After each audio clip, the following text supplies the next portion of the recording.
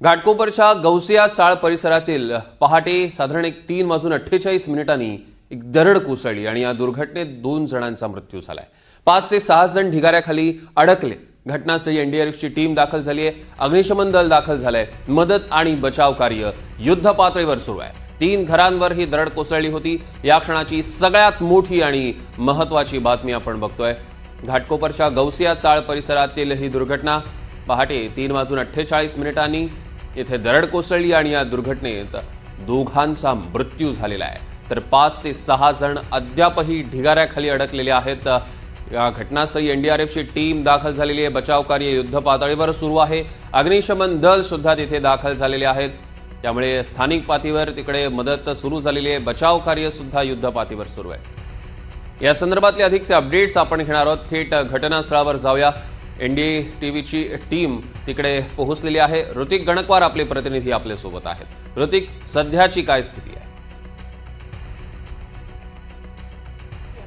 नक्कीच आपण बघतोय की बचाव कार्य जे आहे ते युद्ध पातळीवरती सुरू असल्याचं पाहायला मिळतंय। आपण हे दृश्यांमध्ये हा डोंगर बघतोय आणि ह्याच डोंगराचा काहीसा भाग जो आहे तो खाली असलेल्या घरांवरती कोसळल्याचं पाहायला मिळतंय। जवळपास 5 ते 6 घरं जे आहेत ते या घटनेमध्ये बाधित झालेले आहेत आणि 7 ते 8 लोक अद्यापही या ढिगाऱ्याखाली अडकल्याचं पाहायला मिळतंय। कारण की बचाव कार्य करताना मोठ्या प्रमाणात अडथळे येत आहेत। कारण की सर्व जो गल्ल्यांचा रस्ता आहे आणि थेट टोकाला म्हणजे डोंगराच्या पायथ्याशीच जे घरांवरती ही दरड कोसळल्याचं पाहायला मिळतंय आणि छोटी मोठी नव्हे तर अतिशय महाकाय असे दगड जे आहेत ते थेट घरांवरती आलेले होते। या घटनेमध्ये आतापर्यंत प्रशासनाने जी माहिती दिली त्यानुसार 2 लोकांचा मृत्यू झालेला आहे। 5 ते 6 जण जखमी झालेले आहेत आणि अद्यापही 6 ते 7 जण या ढिगाऱ्याखाली अडकल्याची माहिती मिळते। एकंदरीत प्रशासन जे आहे ते 4 ते 5 वाजेपासूनच या ठिकाणी बचाव कार्यास सुरुवात केलेली आहे। जितक्या लोकांना बाहेर काढता आलं तितक्या लोकांना बाहेर काढलेलं आहे। आजूबाजूचा परिसर देखील पूर्णपणे रिकामा करण्यात आलेला असून महानगरपालिकेची शाळा आहे या ठिकाणी तिथे त्या लोकांना हलवण्यात आलेलं आहे। मात्र प्रशासन आपण इकडे बघतो की पूर्णपणे सज्ज आहेत। सर्व ज्या अँब्युलन्सच्या गाड्या आहेत त्या अँब्युलन्सच्या गाड्या पूर्णपणे या ठिकाणी लावण्यात आलेल्या आहे। कारण की लोकांना कधीही खाली घेऊन येण्यात येईल आणि त्यांना या ठिकाणी घेऊन जाण्यात येईल। एकंदरीत आपण बघतोय की 5 ते 6 लोक अद्यापही अडकलेले आहेत आणि पूर्ण घटना जी आहे ती आपण बघितलं 3:30 ते 4च्या दरम्यान घडलेली आहे। पहिले सुरुवातीला झाड पडले त्यानंतर त्याच्या पाठीमागे असलेली दरड जी आहे ती पूर्णपणे घरांवरती पडलेली आहे। यामध्ये अनेक जण जखमी देखील झालेले आहेत। तसेच 6 जण अद्यापही ढिगाऱ्याखाली अडकलेले आहेत। 2 जणांचा मृत्यू झालेला आहे। निमुळत्या गल्ल्यांमुळे प्रशासनाला बचाव कार्य करण्यात मोठ्या अडचणी येतात। मात्र यामध्ये विक्टिम कॅमेरा जो आहे तो सध्या मोठा काम करत असल्याचं पाहायला मिळतंय। आपण बघतो की विक्टिम कॅमेरा म्हणजेच जो अशा पद्धतीचा कॅमेरा आहे जो दरडीच्या आतमध्ये घुसतो ते रोबोटिक कॅमेरा आहे। तो दरडीच्या आतमध्ये घुसून जे लोक जे आतमध्ये अडकलेले आहेत त्यांना शोधण्याचं काम सध्या करतोय। म्हणजे तो लोक जिथे असतील तिथे डिटेक्ट करण्याचं काम करतोय। त्यानुसार प्रशासन त्या ठिकाणी खोदकाम सध्या करत असल्याचं पाहायला मिळतंय। कोणतेही यंत्रसामग्रीवरती नाहीये जे फक्त हाताने वरपर्यंत नेऊ शकतो अशाच पद्धतीची यंत्रसामग्री वर नेण्यात आलेली आहे। अशा परिस्थितीमध्ये युद्ध पातळीवरती बचाव कार्य जे आहे ते एनडीआरएफची टीम असेल अग्निशमन दलाची टीम असेल ती आता करत असल्याचं पाहायला मिळतं। पोलीस देखील बघतो आपण पोलीस देखील घटनास्थळावरती दाखल आहेत। बघ्यांची गर्दी मोठ्या प्रमाणात झालेली आहे आणि गौसिया चाळ परिसरामध्ये लोक अतिशय भीतीदायक वातावरणात जगतात। कारण की अद्याप देखील आपण वर बघतोय डोंगरावरती घरं हे मोठ्या प्रमाणात आहे आणि सिंगल नव्हे तर डबल आणि 3 मजली घरं जे आहेत ते अद्यापही डोंगरावरती आहेत।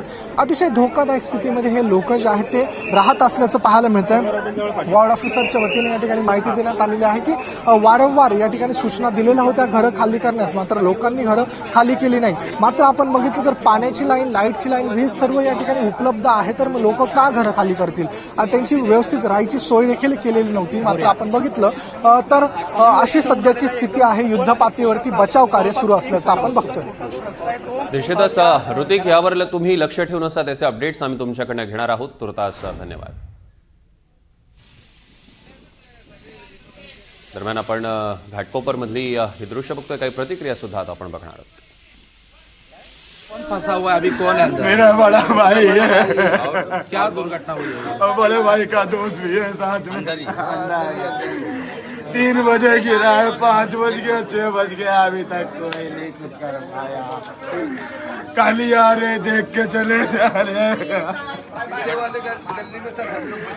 वाले गली में सबको बचा लिए, खाली ये गली में नहीं बचा।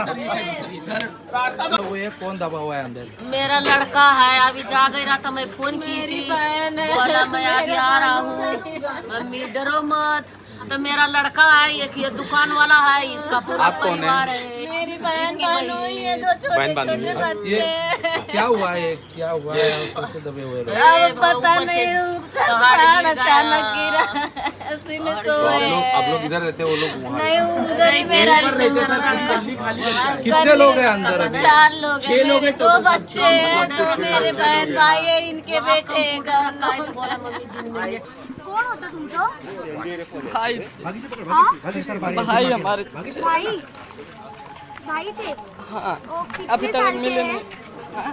कितने साल के हैं 27 साल के हैं। किधर ऊपर थे क्या हाँ इधर ही थे, अभी कल या परसों आके शिफ्ट हुए थे। क्या नाम है उनका आरिफ नाम है। और क्या काम वगैरह कुछ करने के लिए अभी आए थे इधर हाँ काम के सिलसिले में आए थे, लेकिन अभी कल या परसों शिफ्ट हुए। किधर से आए गांव यूपी से आए थे। इधर शिफ्ट होने के पहले किधर रहते थे इसके पहले सायन में रहते थे। कितने साल तक यहाँ पे हो आप? आपको नोटिस मिली थी? नहीं हम यहाँ पे नहीं रहते थे, वो अभी कल या परसों इधर शिफ्ट हुआ। आप बोलो ना। कल या परसों इधर पे आके शिफ्ट हुआ, तो अभी रात को सुबह 4 या 5 बजे फ़ोन आया, तो ऐसा हुआ कि पहाड़ गिर गया है, मिल नहीं रहे, लेकिन उनका मोबाइल मिला, फ़ोन लगाया, कोई दूसरा मतलब है वो उठाया, तो बोला ऐसा बात है करके। आप किधर से हैं मैं मुंबई सायन से हूँ। नहीं लेकिन आपका गांव यूपी उत्तर प्रदेश जौनपुर जिला। लेकिन अभी आपके उनके साथ और कोई थे घर में पूरे उनके पूरी फैमिली, हस्बैंड वाइफ 2 बच्चे मिल नहीं रहे मिल नहीं रहे। एक 5 साल की बच्चा था और 2 साल की बेबी थी। जवळजवळ 4:30-5 तास सुरू केलेले आहेत आणि आता इथे आपण बचाव करायचा आहे ते सुरू आहे. आपल्याला बरीच लोक जे आहेत आतून बाहेर येतात त्यांनी रडतात. बऱ्याच लोकांचा नका जाऊ पुढे, नका जाऊ पुढे, पुढे नका जाऊ.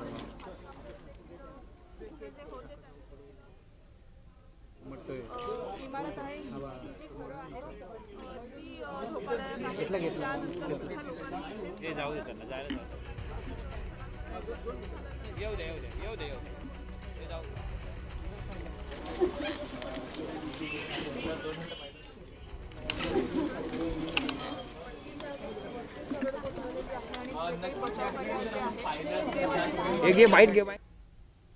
पोलीस स्टेशनच्या अशोकनगर मध्ये हे जो डोंगर आहे त्या डोंगराची दरड रात्री साधारणपणे 3-3:15च्या सुमारास कोसळली आणि ती 2-4 घरांवर पडून त्याच्यामध्ये काही नागरिक दबले गेले. यापैकी 2 मृतदेह आता पावेतो बाहेर काढण्यात आलेले आहेत आणि त्यांना राजेवाडी हॉस्पिटलमध्ये पाठवलेलं आहे. त्या ठिकाणी पुढील कायदेशीर कारवाई सुरू आहे आणि त्याचबरोबर इथे BMCचं फायर ब्रिगेड, NDRFचं पथक, पोलीस आणि इतर टीम ज्या आहेत त्या नागरिकांना रेस्क्यू करण्याचं काम करत आहेत. त्याच्यामध्ये एकदम आतल्या बाजूला असल्यामुळे आणि मोठे दगड असल्यामुळे त्याच्यामध्ये काम सुरू आहे आणि निश्चितपणे त्या लोकांना रेस्क्यू करण्याचं. किती लोक 3 ते 4 लोक आतमध्ये अडकलेले असण्याची शक्यता आहे. त्यावर काम चालू आहे. खूप वाईट परिस्थिती आहे. 2 लोकांची डेथ झालेली आहे आणि कमीत कमी 4 ते 5 लोक आतमध्ये दबलेले आहेत. त्याच्यात एक लहान पोरगा पण आहे. युद्ध पातळीवरती प्रशासन बचाव करते. त्या पाठवलेल्या पाहायला मिळतात. अजूनही नोटीस यावेळी देखील दिलेल्या होत्या. नेमकं काय कारण आहे की लोक इकडनं निघत नाहीत किंवा नेमकं काय प्रकरण आहे? दरवर्षी महानगरपालिका स्वतःवर काही येऊ नये म्हणून नोटीसची प्रक्रिया योग्य पद्धतीने बजावतात.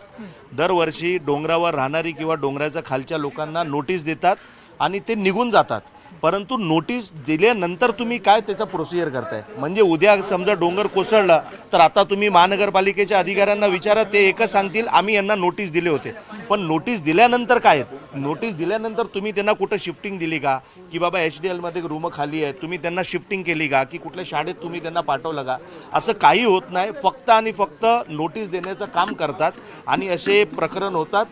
महानगरपालिका सत्ताधारी आता येणार 5 लाख 10 लाख आणि 15 लाख कदाचित आता 15 लाख देतील तेवढं काम करून स्वतःचे श्रेय लाटण्याचा प्रयत्न करणार आणि इकडनं निघून जाणार. बचाव कार्य सुरू केले. बचाव कार्य आता महानगरपालिका फायर ब्रिगेड आणि नेहमीप्रमाणे पोलिसाची पूर्ण जबाबदारीच असते ते त्या पद्धतीने काम चालू आहे. आणि आता हळूहळू कसं एकतर गल्ली खूप छोटी आहे, आतमध्ये जायला जागा नाही आहे, हळूहळू काम आता युद्ध पातळीवर चालू झालेलं आहे.